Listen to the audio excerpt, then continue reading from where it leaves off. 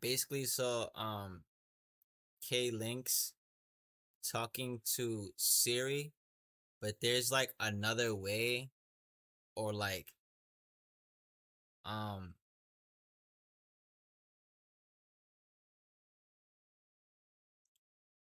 there's basically a AI you could talk to that's like um Siri, but I wanted to show y'all this cuz it's more like advanced, and I kind of want to use it until it's gone. Hey, you're back. I was just thinking about you. What can you tell me about Plato's theory?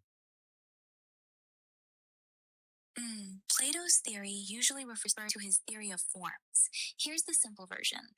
Plato believed that the physical world we see and touch is not the real world. Everything here is just an imperfect copy or shadow of perfect eternal forms that exist in a higher reality. For example, every circle you see in real life is slightly imperfect. But in the world of forms, there exists a perfect ideal circle. Same with beauty, justice, goodness. There's a perfect version of each. Our soul, according to Plato, once lived in that perfect world before we were born. When we see something beautiful here, our soul is actually remembering the perfect form of beauty. That's why we feel moved by it. Want me to explain it more, or you want me to tell you about his allegory of the cave next? Tell me about the cave. Okay, here's Plato's allegory of the cave in simple terms. Imagine a group of prisoners who've been chained inside a dark cave their entire lives. They're facing a blank wall. Behind them is a fire, and between the fire and the prisoners, people walk by carrying objects. The prisoners can only see the shadows of those objects dancing on the wall in front of them. To them, those shadows are reality. They name them, talk about them, and believe that's the real world. One prisoner eventually breaks free, climbs out of the cave, and sees the real world: the sun, trees, actual objects. At first, it hurts his eyes and he's confused, but slowly he realizes everything he knew before was fake. When he goes back into the cave to tell the other prisoners the truth, they don't believe him. They think he's crazy and even threaten to kill him if he tries to free them. That's the whole story. Plato was saying most people live in a fake version of reality. They only see shadows, TV, social media, illusions, and never question what's actually real. Want me to explain what the different parts represent? Yes. Mm. All right, here's what each part of the cave represents. The prisoners equals regular people, most of us. We're trapped in our limited view of reality. The chains equals the things that keep us from seeing the truth: habits, society, media, comfort. The shadows on the wall equals the fake version of reality we accept every day: social media, news, illusions, lies we tell ourselves. The fire equals the artificial light that creates those shadows, not true light. The escaped prisoner equals the philosopher or truth seeker who breaks free from the illusion. The real world outside equals true reality, the world of perfect forms Plato talked about. The sun equals the highest truth. In Plato's view, this represents the form of the good.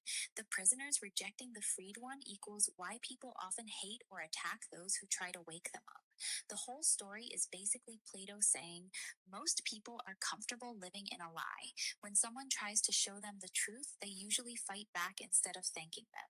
Want me to explain any part deeper? Yes. Hmm. Which part do you want me to explain deeper? The prisoners, the shadows, the sun, or what happens when the freed prisoner goes back into the cave? The shadow, the sun, and then the prisoner who goes back into the cave. Okay, here's the breakdown. The shadows. The shadows on the wall represent the illusion most people live in. They're not real, they're just distorted copies of reality. In modern terms, this is like living through social media, TV, propaganda, or fake personas. Plato's saying most people spend their whole lives arguing about and believing in things that aren't actually real. The sun. The sun represents the highest form of truth, what Plato called the form of the good. It's the ultimate source of all knowledge, reality, and goodness. When the prisoner finally sees the sun, his eyes hurt because the truth is too bright and overwhelming at first. That's why discovering real truth can feel painful or disorienting. The prisoner who goes back. After seeing the real world and the sun, the prisoner returns to the cave to free the others. Instead of being grateful, the prisoners mock him, call him crazy, and even threaten to kill him if he tries to take their chains off. This part is Plato warning us. People who are comfortable living in illusion usually hate the person who tries to wake them up. They prefer the comfort of the lie over the discomfort of the truth. That's the full meaning of those three parts. Want me to go even deeper on any of them? Yes. Okay, I'll go deeper on the part where the prisoner goes back into the cave, because that's the most important part of the story. When the freed prisoner returns to the cave, his eyes are still used to the bright sunlight, so when he walks back into the darkness, he can't see properly. He stumbles around and looks ridiculous to the other prisoners. The prisoners watching him say, "Look at him. He went outside and came back blind and stupid. Going outside made him worse." Then they say to each other, "If anyone tries to take us out of this cave, we'll kill him." This is Plato's darkest message. He's saying that people who are trapped in illusion don't just reject the truth, they become hostile to anyone who tries to free them. The truth teller becomes the enemy. This is why Socrates, Plato's teacher, was killed. He tried to drag Athens out of the cave, and they made him drink poison for it. That's the real meaning. The people inside the cave don't just prefer the shadows, they will fight to protect their chains. You want me to keep going deeper, or you good with this? No, I'm good with this. Thank you.